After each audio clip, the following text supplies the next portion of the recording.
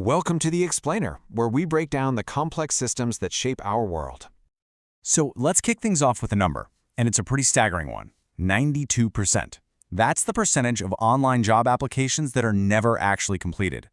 Think about that for a second. It points to this huge disconnect in the world of hiring, a system that, let's face it, impacts every single one of us. So today, we're going to pull back the curtain on the whole recruitment process. We're going to look at it from both sides of the table, the company's playbook and your journey as the candidate, and we'll do it across these 5 key stages.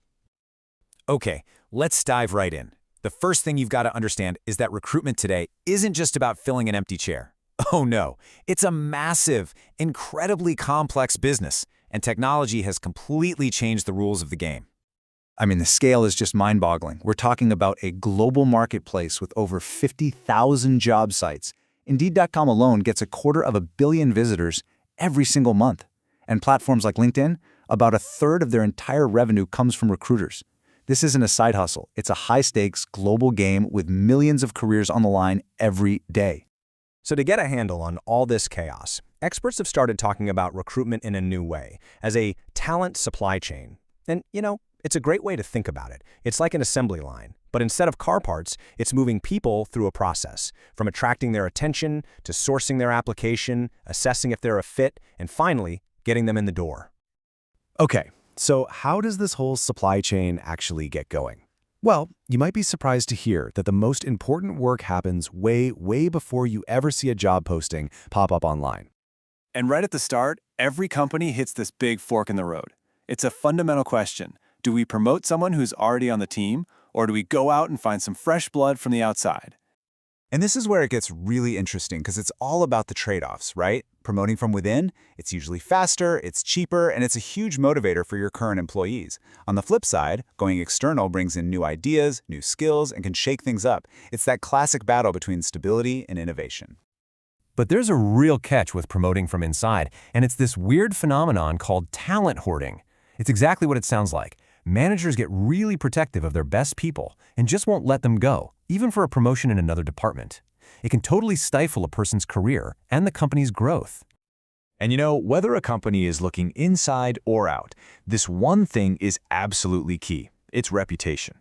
What people think it's like to work there is the single biggest magnet for talent. It's actually a stronger pull than the company's general brand image. People want to go somewhere they feel they can thrive. All right, so the strategy's in place. Now, the great talent search begins. And really, this whole part of the process is about taking a massive pool of people and narrowing it all the way down to just one. The best way to picture this is as a giant funnel, filtering out people at every single step. Let's just walk through what that looks like in reality. So it all starts with about 1,000 people who might see a job posting online.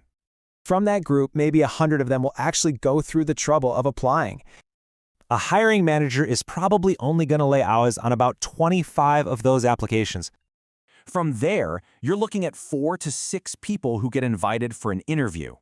And after all of that, after that huge process of elimination, just one person gets the job offer. It's really something.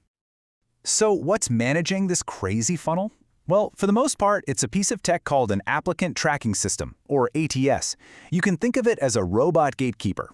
Nearly every big company uses this software to automatically scan resumes for keywords before a human being ever sees them. But this efficiency comes with a huge critical question. In the process of filtering everyone out, are these automated systems accidentally screening out perfectly good people?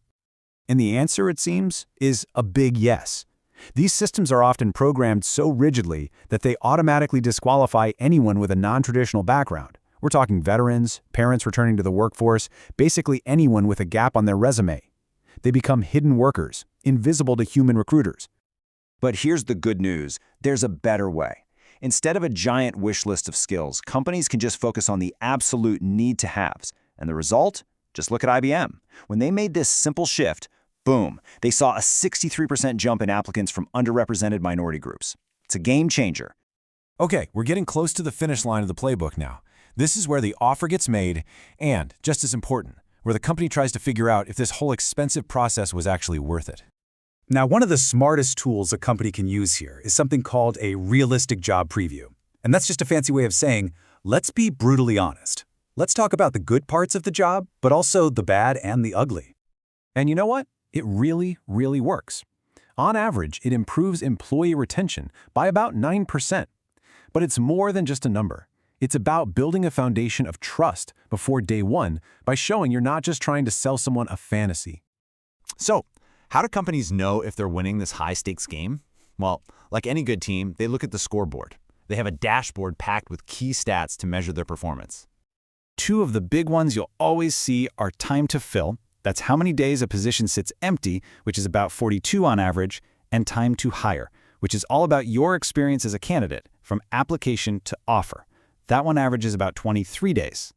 And then, of course, you've got the one that every executive cares about, cost per hire. This number bundles up every single expense from ads to salaries and tells the company exactly how much it's investing to get each new person in the door. All right, we've spent a lot of time inside the company's playbook. For this last part, let's flip the script and look at all of this from the perspective that matters most, yours. Because here's the thing. In today's job market, the power dynamic has completely shifted. It is not a one-way street anymore. As this recruiter puts it so well, candidates are interviewing companies just as much, if not more, than companies are interviewing them. So to succeed in this new environment, you have to be strategic. That means tailoring your resume for every single role, not just blasting out a generic one. It means using social media, where almost 80% of applicants are already looking. And maybe most important of all, networking. Get this. A personal referral is nearly 3 times more effective than just clicking apply on a website. So let me ask you, when you're the one in the driver's seat, when you're the one making the choice, what actually makes a company attractive? And what's so fascinating here is that the research brings us full circle, right back to what we saw earlier. For you, the candidate, it's not just about the job title or the salary. The two biggest factors are the work environment and the company's reputation. The very things that attract top talent are the things smart companies should be focused on building. And all of this leaves us with one big final question for the road. We've seen how AI and data are making recruiting way more efficient. But as this technology gets smarter and smarter, the real challenge for everyone, companies and candidates alike, is how do we keep the process human? How do we find that genuine connection in the search for the perfect fit?